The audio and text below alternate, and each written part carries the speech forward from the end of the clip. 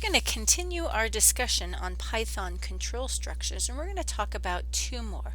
We're going to talk about a for loop and a while loop. And both of them are the same in that what they do is they repeat a segment of code over and over again. But the difference is in how they repeat that certain segment of code. A for loop will iterate a certain number of times, whereas a while loop will iterate so long as a condition is true. So let's give you the example of rolling the dice. Suppose you have some code that will roll the dice. For how you set a variable equal to a random number between 1 and 6 and then print it out. And that's your code segment that you wanted to repeat. If you put it into a for loop, you could repeat that code, say, 5 times to simulate rolling the dice 5 times, and you'd end up with something that looked like this. You'd count, I counted rolled once, 1, 2, 3, 4, and 5. I've rolled the dice 5 times now. That's how it would behave. Now we could do the same thing with a while loop as well, but usually in that situation we're going to iterate so long as a condition is true. So suppose in this situation we now want to sum up the dice, and we'll keep summing up the dice until our dice total equals 20 or is greater. So we're going to repeat the code so long as the total of summing up the dice is less than 20. In this situation, it would kind of behave like this. We rolled a 6, 1 more is 7, 4 more is 11, and it's going to keep going until in this case we overshot it.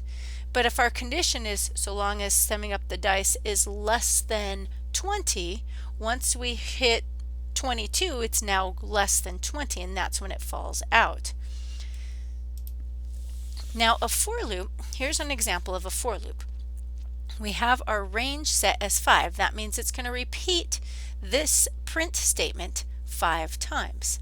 So our I variable is just a counter to count up there, to keep track of what number in the range we are. Now since we're in a computer class, our range actually starts at 0, and so since the range is 5, it's going to repeat 5 times, but we're never going to get I to equal 5.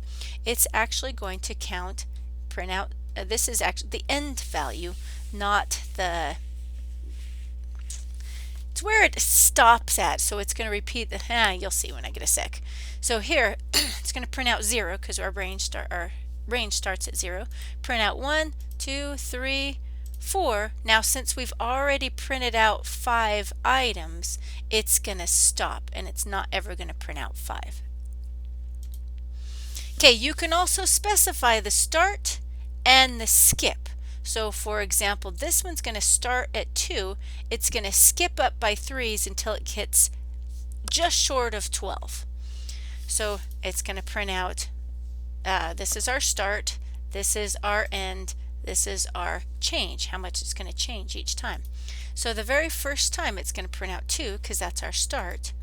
Then it's going to skip up 3 because that's our change and print out 5. Then it's going to skip up 3 again, print out 8. It's going to skip up 3, print out 11. And at that point, if it skips up 3, it's going to pass up 12. So it's going to stop. And it's going to only iterate 4 times through this particular for loop. Okay, now a while loop, here's an example of a while loop, and you're saying, yeah, no, this is not an example of a while loop because I've seen this before. This is an if statement. Yes, I know. I want to show you an if statement first because while loops and if statements are very similar.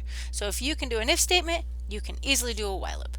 So in this situation, if it were an if statement, I'd import my random. I have 2 variables called die1 and die2 to simulate rolling our snake eyes, and they're both set to 0. I have an if statement that says, well, if our die1 is not equal to a 1, 0 is not equal to a 1, so that's a true statement. This 0 is not equal to a 1, so that is also a true statement. So it will set the 2 dice to a random number and print them out. So suppose it prints out 1 and or 2 and 4. That's all it's going to do since it's an if statement. It just keeps going on its merry way and doesn't even repeat the code again. So if we were to change this code into a while loop, there's 2 differences. Number 1 is this keyword if is not going to be if. It's actually going to be the word while. And the second is how the code behaves. In this situation, now that we've changed it to a while loop, we're going to still assume our situation where we have two zeros and that's a true statement. So it's going to run through and set our two variables to random numbers. So suppose it sets it to a 2 and a 5. It will print out 2 and 5, and then it will come back and check again. So 2 is not equal to 1 is a true statement, and 5 not equal to 1 is a true statement. So it's going to come in and change the value of our dice. Suppose we get a 1 and a 6 this time. Well, it will print out a 1 and a 6. It will come up and check it again. 1 not equal to 1 is a false statement. But 6 not equal to 1 is a true statement. And since this is an OR, a false and a true is still a true. So it's going to run through our code segment again. And suppose you get a 4 and a 2, it's going to keep doing it again. And a 1 and a 3, it's going to do it again. It's going to keep doing it until both of these happen to roll snake eyes, a 1 and a 1. Once it rolls a 1 and a 1, it prints out a 1 and a 1, comes back and checks. This is a false statement, this is a false statement, and then it's done finishing, and then the loop has finished and is done executing, and it continues whatever happens to be next. So here's kind of an example of what this code segment would output. It would keep printing out random numbers until it gets a 1 and a 1.